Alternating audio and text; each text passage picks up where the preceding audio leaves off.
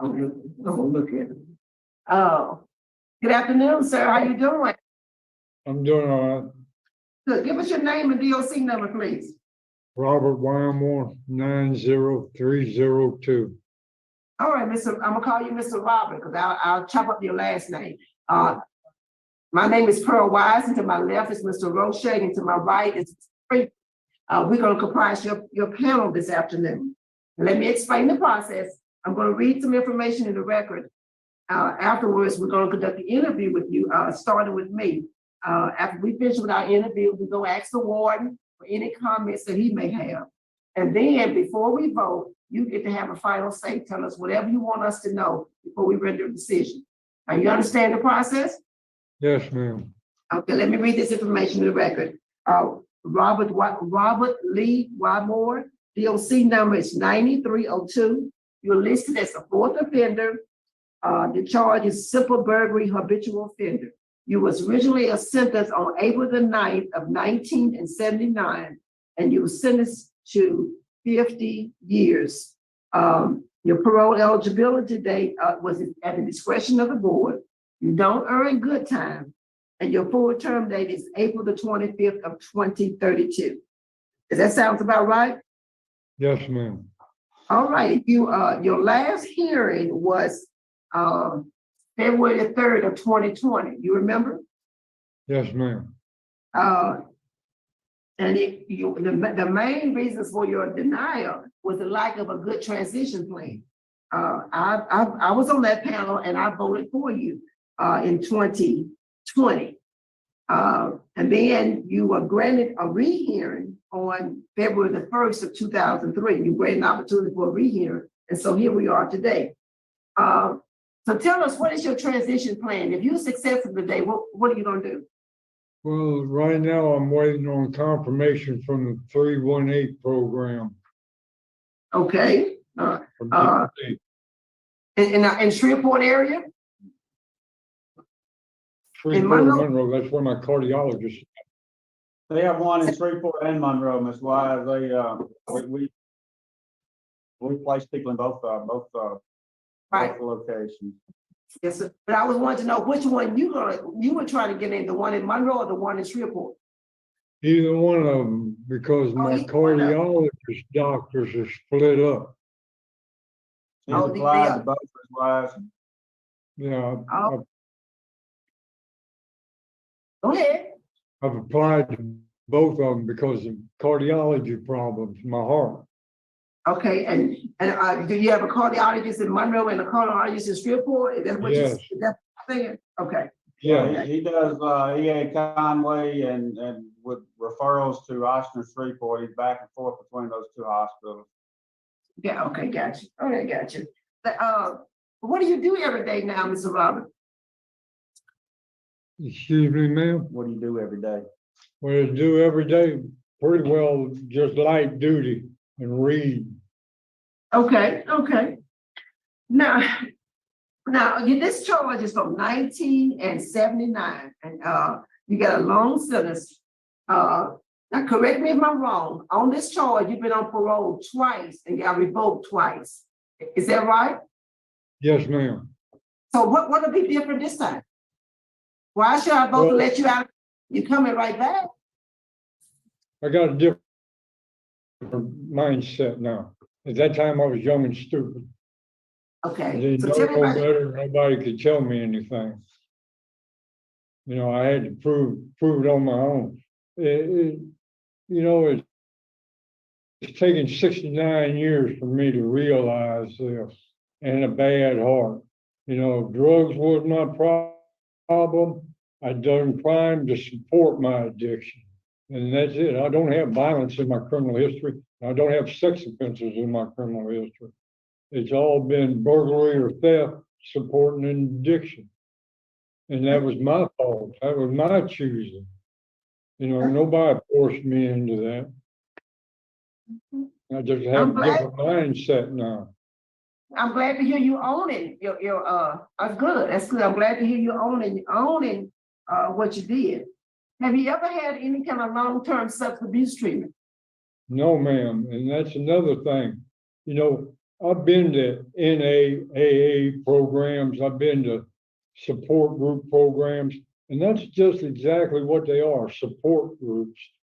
But for a hardcore drug addict such as myself, I need treatment. I need the sociologist. I need the neurologist. I need that to win over my addiction.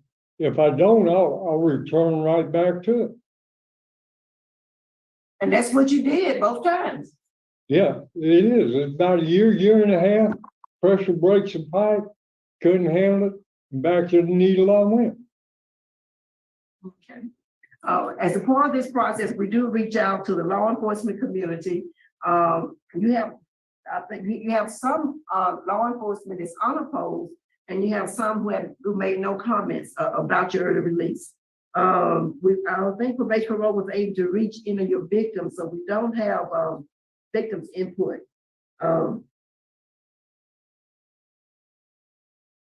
That's all I have. That's all I have. Warren, anything you want to tell us? No, ma'am, not anything in particular. I've known Wymore for several years throughout his incarceration. You know, he's always been pretty honest and straightforward, and you know, his record's not that bad. He does have some health issues that he's dealing with. He's almost 70 years old now.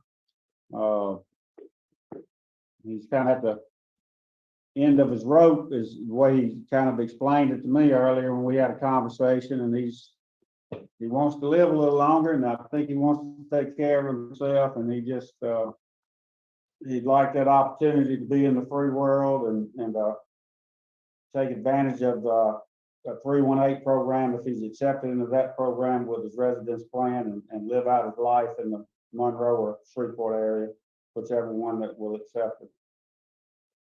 All right. Thank you. Thank you. Thank you. It's all right, Mr. Robert. Is there anything you want to say before we vote? No, just I wish for another chance, because my mind is such a whole different program than what it was last time. I took the opportunity these last 19 years from revocation to be in the criminal justice, you know, aspect of study, juvenile justice, CASA work, criminal law work.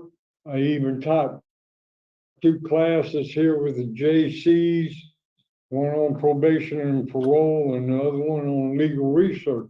And if given that chance, I'd go back to school again, even at 69, to get that degree, not to prove to y'all, but to prove to myself I wasn't a failure, and I just didn't have my head on straight.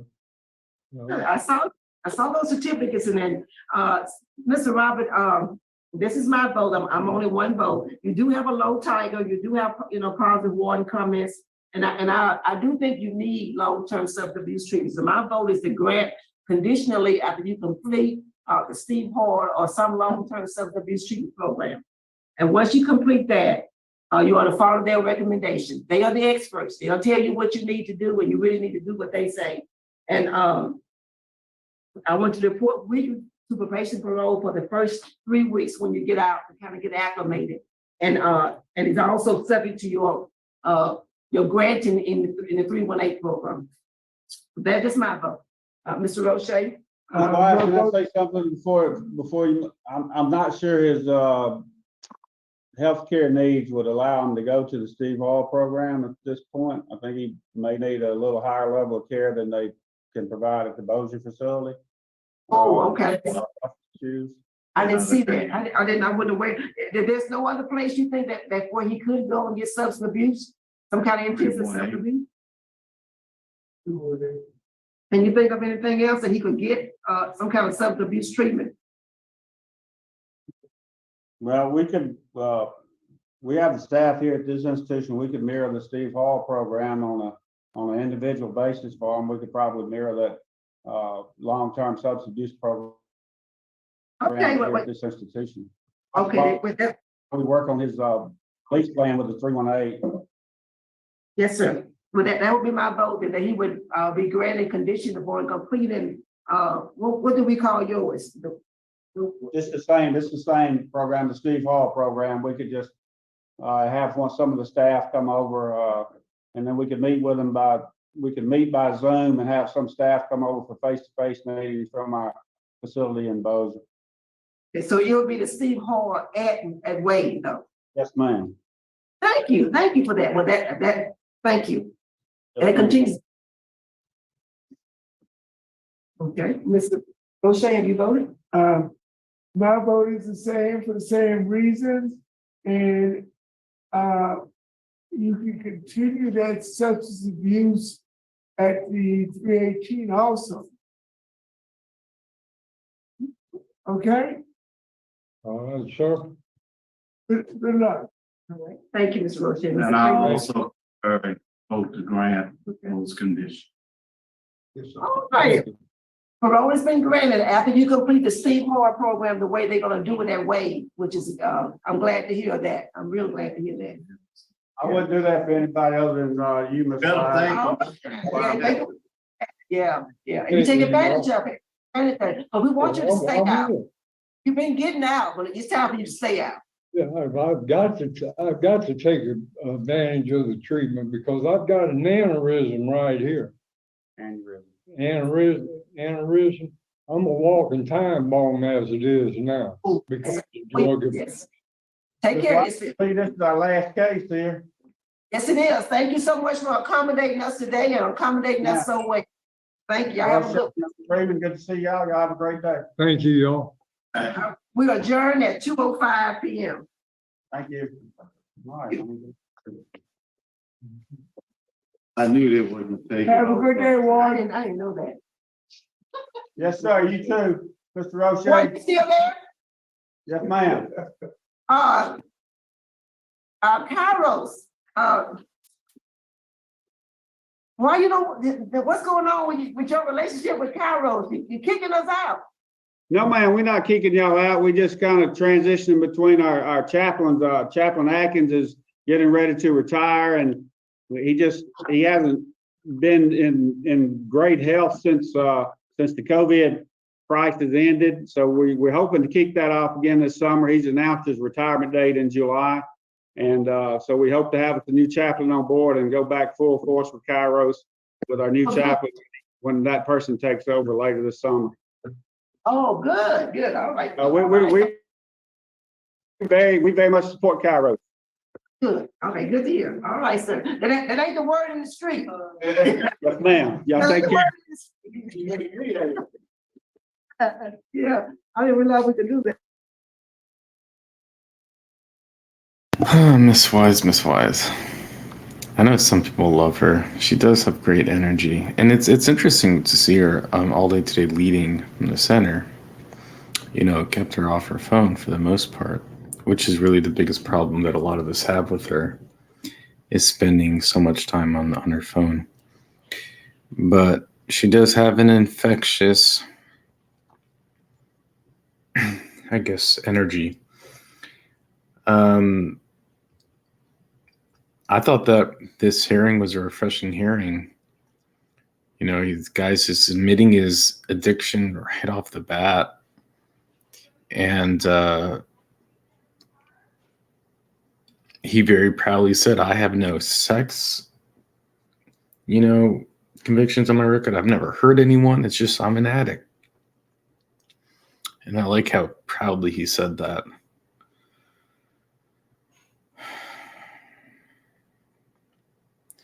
It's a shame. He's, even being a walking time bomb, and to quote him, and he's got these health issues now, and just to think his whole life he's struggling with addiction. Locked up in prison and nearly will get out, but it's like, man.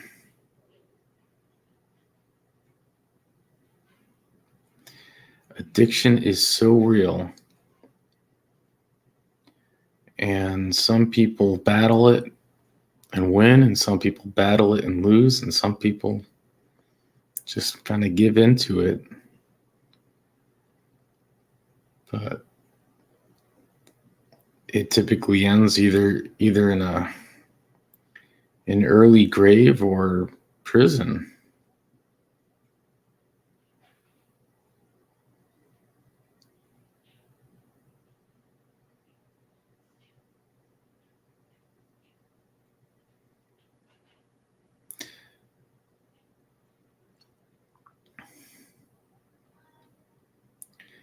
But it was positive, I thought, just to see him having so much positive energy. It was nice to go through that. You know, he's not feeling sorry for himself. He's not making excuses. We see so many different types of people go through their hearings, and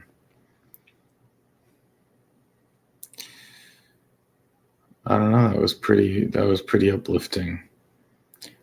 So he was talkative too. He's someone I would like to see do an interview on Soft White Underbelly. I bet, you know, if one of those interviews where he would just talk about his own life and he would just go for an hour. I'd be curious to hear that. Anyways.